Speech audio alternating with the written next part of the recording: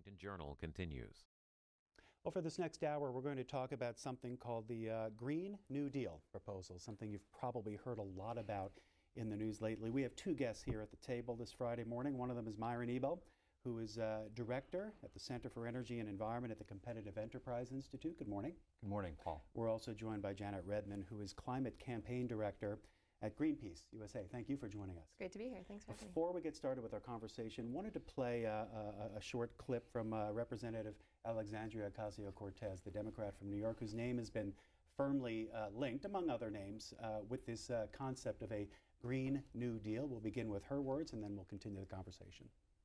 Because climate change and our environmental challenges are one of the biggest existential threats to our way of life, not just as a nation, but as a world. And in order for us to combat that threat, we must be as ambitious and innovative in our solution as possible. So what we are doing today and in introducing these resolutions here today is that it's not a bill, it is a resolution. And what this resolution is doing is saying this is our first step. Our first step is to define the problem and define the scope of the solution. And so we're here to say that small, incremental policy solutions are not enough. They can be part of a solution, but they are not the solution unto itself. There is no justice and there is no combating climate change without addressing what has happened to indigenous communities. That means that there is no fixing our economy without addressing the racial wealth gap. That means that we are not going to transition to renewable energies without also transitioning frontline communities and coal communities into economic opportunity as well. That is what this is about. It is comprehensive, it is thoughtful, it is compassionate, and it is extremely economically strategic as well. And to our guests here in the studio, Redman of Greenpeace USA, what do you make of this Green New Deal? I think it's incredibly exciting. I think we're seeing a first pass at a vision of a solution to the climate crisis that actually matches the scale of the problem. Like Representative Ocasio-Cortez says, this is not a bill. Like the New Deal, I don't think it's going to be one bill. It's going to be a set of bills. It's going to be a set of solutions that really talk about the comprehensive nature of how we have to respond to the climate crisis today. Before it gets worse. What would be the problem with small incremental changes? Because the Congresswoman said that won't work, but often in Washington, it's the small incremental changes that can add up to something big for those who are proposing it. Sure, that's what we've been trying to do for about 20 years. We've known about the climate problem for a long, long time. That hasn't matched the scale of the crisis today. And so what we're talking about now is something bigger, something bolder that recognizes there are multiple levers in shifting our economy to recognize that the climate crisis is going to impact people at home, it's going to impact people at their jobs, it's going to impact people around the world. So the incrementalist approach has not worked to date. That's what we're seeing right now in the crises that are unfolding around us. Myron Ebell of the Competitive Enterprise Institute, when you hear the words Green New Deal, what do you think? Well, Green New Deal sounds pretty good. It harkens back to the kind of romantic haze we have about the New Deal in the 1930s, which was actually a series of fairly modest programs, practical trial and error programs to get the nation's economy moving again and get people back to work. In fact, if you look at the resolution, and they actually say this in the resolution, this isn't about something like New Deal programs. This is like the mobilization that we had during World War II, when the government, the federal government, took complete control of the economy.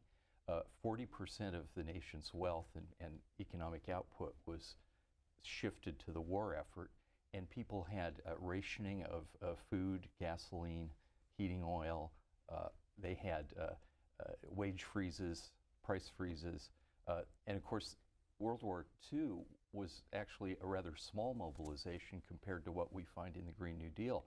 World War II only lasted 4 years for the United States. This is forever, and it's a huge takeover by the federal government of the economy and of people's lives. Let me ask you, do you believe in climate change? I believe that the climate's always changing, and human beings have a role in that change, but I think the crisis is far overblown. I think the rate of warming from the models is high. The rate of warming from the actual temperature data is low, and that's really what the global warming debate is about. Want to jump in and invite the viewers to phone in with their questions and comments for our two guests. They are Myron Ebell of the Competitive Enterprise Institute. He is director of the Center for Energy and Environment there.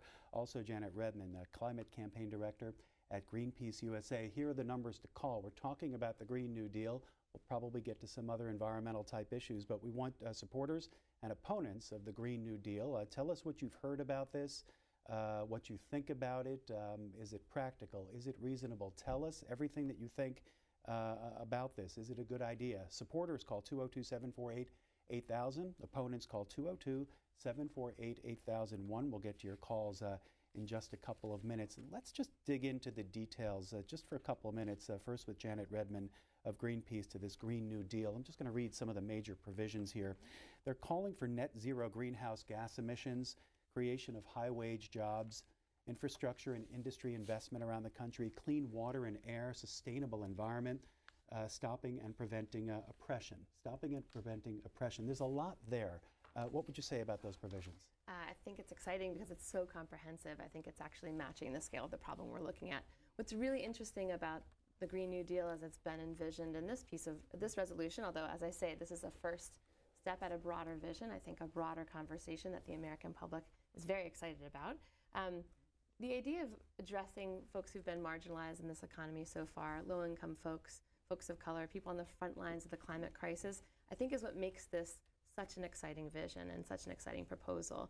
This is what's really rallying a broader set of people behind it, not just environmentalists, not just labor, but also people who've largely been left behind in this economy. So the Green New Deal, in my mind, is an exciting, really inspiring vision. And in fact, many of us are really excited about taking it even further. Myron Ebell? Well, it's preposterous. It's a left-wing fantasy. It's the entire list. It's not just changing the energy economy 100%. It's social transformation. It says everybody's going to have a guaranteed job. We need to get people back to work. It's funny, I thought because of the Trump deregulatory policies, everybody was back to work, but apparently that's, that it has to be a government sanctioned job, a green job, or a union job before it's allowed to qualify under the Green New Deal. Lots more to talk